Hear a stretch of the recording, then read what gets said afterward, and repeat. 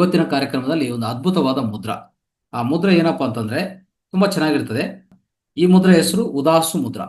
ಏನದು? ಉದಾಸು ಮುದ್ರಾ. ಹೇಗ್ ಮಾಡೋದು ತೋರಿಸ್ತೀನಿ. ಆಮೇಲೆ ಅದರ ಪ್ರಯೋಜನಗಳು ನಾನು ಹೇಳ್ತೀನಿ, ನೋಡ್ಕೊಳ್ಳಿ. ಒಂದು ಕೈಯಲ್ಲಿ ತೋರಿಸ್ತೀನಿ, ಅದೇ ರೀತಿಯಲ್ಲಿ ನೀವು ಮಾಡ್ಕೋಬೇಕಾಗತ್ತೆ. ಈಗ ಮಧ್ಯ ಬೆರಳು ಇದು ಟಚ್ ಮಾಡಿ. ಆಮೇಲೆ ಇದಿದೆಲ್ಲ ಯಾವುದು?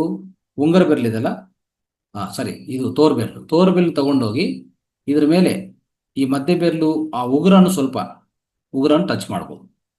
ಅಂದ್ರೆ ಫಸ್ಟ್ ಏನು ಮಾಡಿದ್ವಿ, ಎರಡು ಹಿಂಗ್ ಮಾಡಿದ್ವಿ. ಆಮೇಲೆ ಇದನ್ನ ತಗೊಂಡೋಗಿ ಸ್ವಲ್ಪ ಇಲ್ಲಿ ಟಚ್ ಮಾಡು. ಸ್ವಲ್ಪ ಕಷ್ಟ ಇರುತ್ತೆ. ಮಿಕ್ಕಿದ ಎರಡು ಬೆರಳು ಸ್ಟ್ರೈಟ್ ಆಗಿರಲಿ. ಇಲ್ಲಿ ಈ ಎರಡು ಬೆರಳು ಹೀಗೆ ಟಚ್ ಮಾಡಿದ್ವಿ.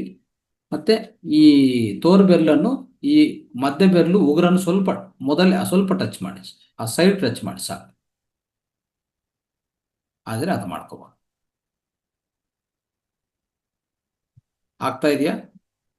ಪ್ರಯತ್ನ ಮಾಡಿ, ಸ್ವಲ್ಪ ಆಗತ್ತೆ. ಓಕೆ. ಇಲ್ಲಾಂದ್ರೆ ಹಿಂಗೆ ಮಾಡಿಕೊಂಡು ನಿಧಾನವಾಗಿ ಈ ತೋರು ಬೆರಳನ್ನು ಮಧ್ಯ ಬೆರಳು ಆ ಉಗುರಿದೆಲ್ಲ ಆ ಉಗುರು ಸ್ವಲ್ಪ ಸೈಡಲ್ಲಿ ಟಚ್ ಮಾಡಿದ್ರು ಸಾಕು. ಹಿಂಗಿರತ್ತೆ.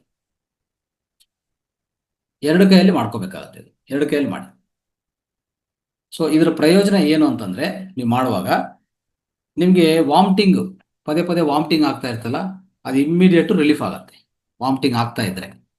ಆಮೇಲೆ ಇನ್ನೊಂದು, ಈ ಬಿಕ್ಕಲಿದ್ದಲು ಬರ್ತದಲ್ಲ, ಹಿಕಪ್ಸ್ ಅಂತ ಹೇಳ್ತೀವಿ ನೋಡಿ, ಪದೇ ಪದೇ ಬರ್ತಾ ಇರ್ತದೆ ತುಂಬಾ ಜನಕ್ಕೆ. ಇದು ಮಾಡಿದ ತಕ್ಷಣ ಇಮ್ಮಿಡಿಯೇಟ್ ಕಡಿಮೆ ಆಗುತ್ತೆ.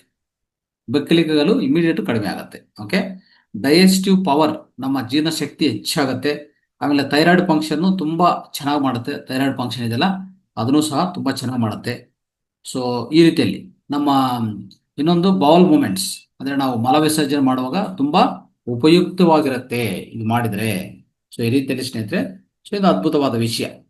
ಇವೆಲ್ಲ ನಾವು ತಿಳ್ಕೊಂತ ಇದು ಈ ಮುದ್ರಗಳನ್ನು ಯಾರ್ಯಾರು ಅಭ್ಯಾಸ ಹೆಚ್ಚಾಗಿ ಮಾಡ್ತಾರೋ ಅವ್ರಿಗೆ ತುಂಬಾ ತುಂಬಾ ಲಾಭ ಆಗತ್ತೆ. ಅರ್ಥ ಮಾಡ್ಕೊಳ್ಳಿ.